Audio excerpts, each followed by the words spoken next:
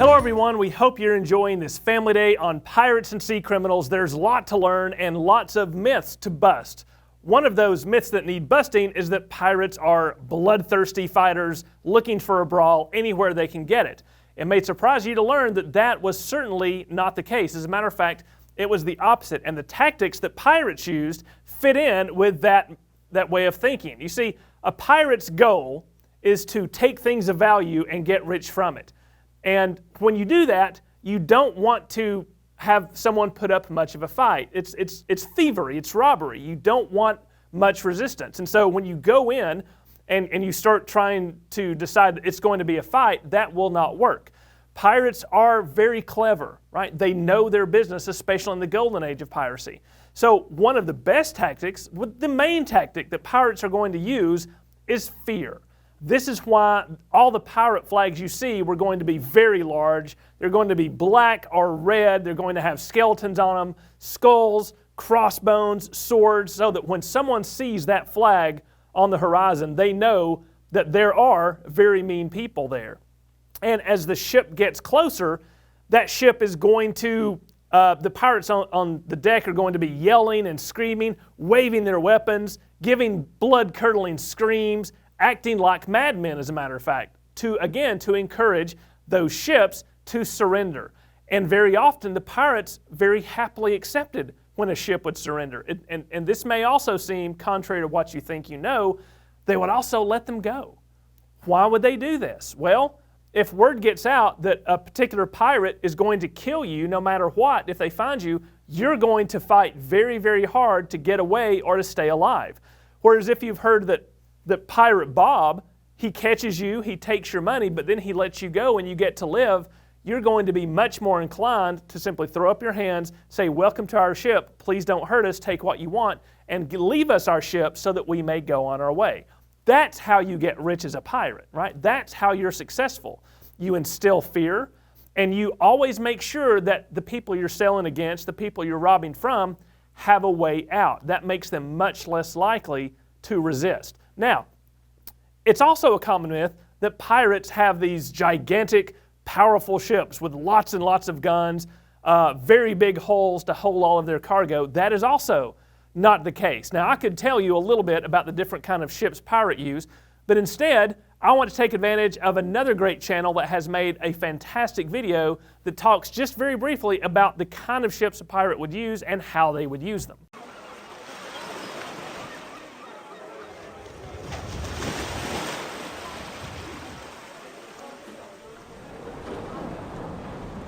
In the movies, we always see a crew of pirates on board a massive Spanish galleon or a large warship. But was this the case in reality? In a few cases, pirates did operate large vessels, and some were even warships, but this was certainly not the norm. Henry Every's ship, Fancy, was a man of war that was armed with 46 guns and a crew of 150. Blackbeard captured La Concorde in 1717 and renamed her Queen Anne's Revenge. She was another large ship that held around 40 guns and a crew of 300. The Whita Galley, captained by Sam Bellamy, was a converted slave ship which mounted 28 guns and 145 men in her crew.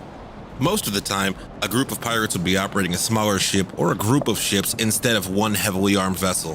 One reason was ease of use. It was much easier to sail a smaller ship like a sloop than to operate a large merchantman or a warship. The pirates also took speed, maneuverability, and the draft of the vessel into account. It was smart for pirates to operate something that could slip in and out of coastal inlets, hide from navies, as well as to wait for targets to pass so they could ambush them. Another issue was that it was difficult to capture a ship that was heavily armed, and pirates tended to go after weaker prizes in most cases. If a crew did capture a large merchantman or warship, one of the first things they would do was modify it to make it more effective in battle. They would add guns, tear out decks and walls, and reinforce the hull where it would be most vulnerable. Pirates would also throw anything that wasn't valuable or essential overboard to lighten the ship and increase her speed. They would also add sails if they could do so. The most common ship and the favorite of pirates was the Agile Sloop. Sloops are single-masted vessels rigged with a mainsail and a jib, and the guns arranged on a single fighting deck. They would have had far fewer guns, maybe 6 or 7, but the speed and maneuverability allowed them to avoid a broadside and attack the weakly defended sections of their prey. If the larger ship looked as though it had the upper hand, the pirates could outrun it and, as I mentioned earlier, duck into a cove or inlet where the larger ship couldn't follow. The guns on board pirate sloops were smaller too. They would usually range in size from 4 to 6 pounders, but on some occasions they may have long 9s, which were long-barreled 9-pounders. The pirates slept below deck or even on deck, and a typical sloop would carry between 20 and 80 depending on the size. When attacking merchant fleets, pirates used tactics similar to those wolves used. They would pick a weak-looking ship out and try to separate it before attacking. They would approach from the bow or stern so the main guns were facing away from them. On the other side of the law were the naval warships. These were, in some cases, absolutely massive, and a pirate would never dare to approach them. The largest warships were called ships of the line. These ships carried between 32 and 144 guns, arranged on 3 and sometimes 4 decks. Typically, the cannons were 32 to 42 pounders, which would quickly sink a ship if they hit the hull. The galleon would have been the Spanish equivalent. Frigates were smaller than a ship of the line and would carry between 24 and 40 guns, usually between 12 and 24 pounders. The USS Constitution is a surviving frigate. Another class was the Corvette or sloop of war. These vessels with 2 or 3 masts were, just like the sports car named after them, very fast and carried between 12 and 20 guns in sizes between 6 and 12 pounders. Larger 3-masted corvettes could carry even more guns. Most often the pirates could easily break contact and avoid the larger but slower ships of the line and frigates, but not the corvettes. I'm sure they would have been very worried if they saw one of these. It's important to remember that almost all of the pirates came from either the Navy or merchant shipping, so they would have all known how to sail a ship to a degree, but beyond that, not much more. Some crews had specialized crew like carpenters, navigators, and pilots on board, but some did not. These people would often be forced to join a pirate crew because of their knowledge, and there are several accounts of this happening. In other cases, like with the famous Henry Morgan, he was an experienced captain. He ended up commanding a fleet of over 30 ships and 1,200 buccaneers, so he certainly would have had a crew that was more than competent for the day. Often this was not the case, and eventually Blackbeard, Sam Bellamy, and many other pirates would lose their ships, and in some cases like Bellamy's, their lives as well. So, as you can see, those ships are not going to be man of wars. They're not going to be these overawed things. They're going to be fast. That is rule number 1 for a pirate ship. You want something that is fast, not only to chase down the ships that you want to capture, but if you get into trouble, you want to get out of that trouble quicker than you got into it. So your ship has to be super fast. It has to be light to be fast, which means you're not going to be carrying a lot of cannons, and you're really going to depend on men.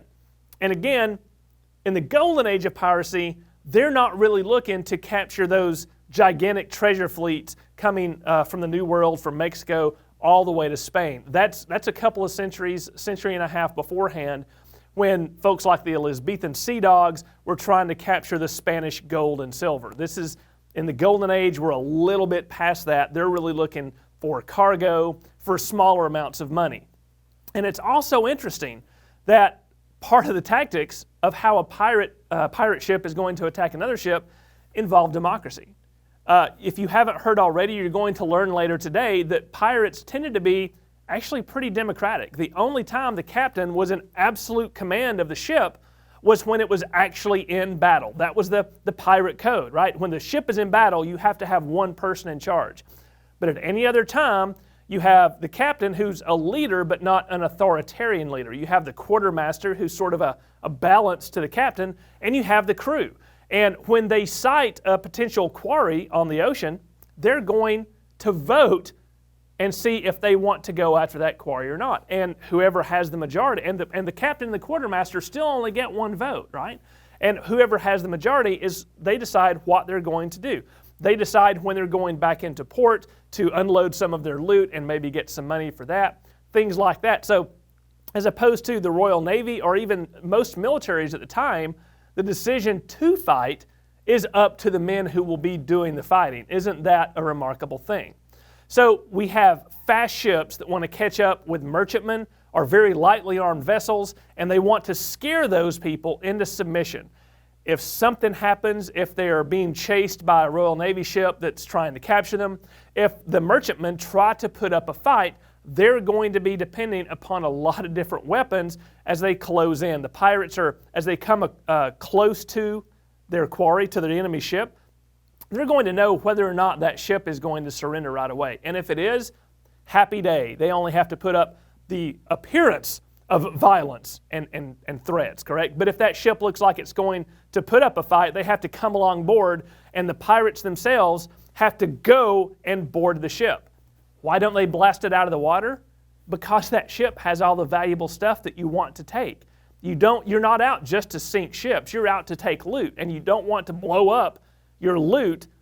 There's no point in that. So you have to board the ship and you have to take it. And when it comes to fighting, the pirates do turn to that violent, bloodthirsty myth that you think of. They turn into quite the fighters. And so now what I want to do is give you just a little bit of information about the kind of weapons they're going to use and how they're going to use them. So the first melee weapon I want to talk about is this. This is called a blunderbuss. And most people are usually familiar with these because it's what the Pilgrims carried in all those cartoons, right? Well, not necessarily the case. It's a blunderbuss because it has this barrel that sort of flares out at the end. And, you know, the theory is not necessarily that that makes the shot spread further, but it also facilitates quick loading. This was not a very common weapon on land, despite what the Pilgrims may make you think. This was a perfect seagoing weapon. It's short, it's handy to maneuver in the close confines of the deck of a ship. And when you do fire it, it does theoretically send out this huge spread of not just one, but multiple pieces of lead shot to take down several enemies at once. Now, I'm going to go through the loading process with this, and just to show you that it takes a little time. And when we get to the pistols, I'm not going to show you the loading process because it's the same thing in miniature. But, you know, watch the loading process. So we have to start out, we have to put a gunpowder a gunpowder charge down the barrel. We're going to use a flask of powder to do that has a measure on it. We're going to pour the powder down. Okay, so now the powder is down the barrel. I'm not actually going to use a lead ball because we're in the middle of a town and that would be bad, but I'm going to use this piece of paper wadding as the ball. Take the ramrod out. I'm going to ram this down. Make it sure it's all the way down in the barrel. Bring that, put it back, because like all of our ramrods, it's necessary to use it each time. Then we have a classic flint lock. The flint's going to strike this steel part, cause a spark, knock it open, and hopefully make it go off. But first we have to prime the pan. So I'm going to put just a little bit of powder here in the pan. Not too much, not too little. Hopefully that will work. We're going to get the powder down where it needs to go and shut the pan. Now that's the process for loading. You see, in the middle of a combat on the deck of a ship, you're not going to be able to take the time to reload this probably. So in ship-to-ship encounters, when a crew is going from one ship to the other, they're going to have their gunpowder weapons, but they're probably going to only be used one time and then either put away or thrown away or throw at the enemy or something like that. They're one use when it comes to a close, rapid melee like this. So let's see if I'm going to be able to make this thing go off. Bang!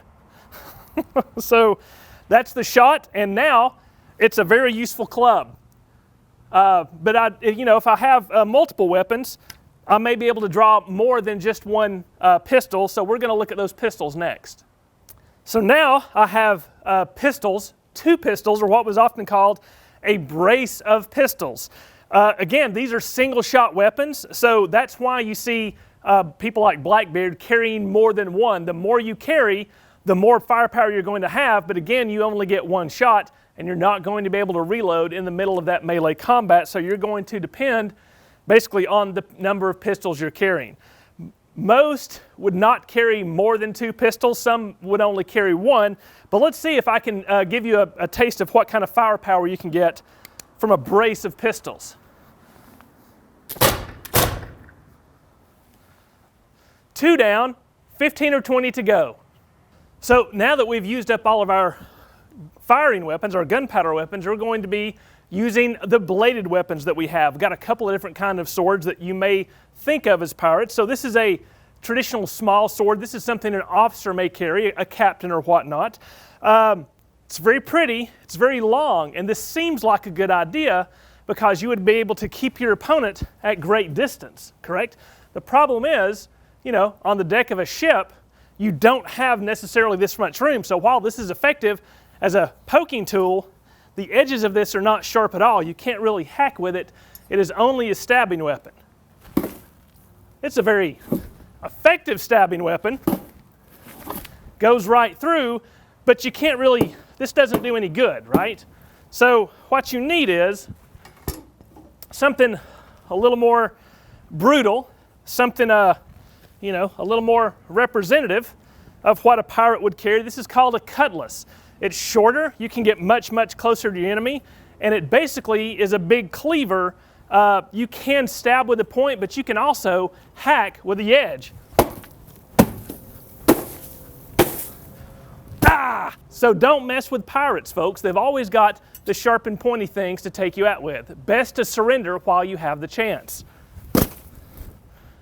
So those are the types of melee weapons that pirates of the Golden Age would generally use in the Caribbean and in the Americas. Your short range, one-shot gunpowder weapons with your very brutal pointed or edged weapons are going to be the means that they have to combat. Now, these weapons were common across navies and ships for naval combat, but the pirates used them to great effect. Again, it's important to remember, and I know I've said this, pirates don't actually like to fight. They want to scare their opponents into surrendering and not fighting, because no matter how much treasure you take, it doesn't do you any good if you're dead.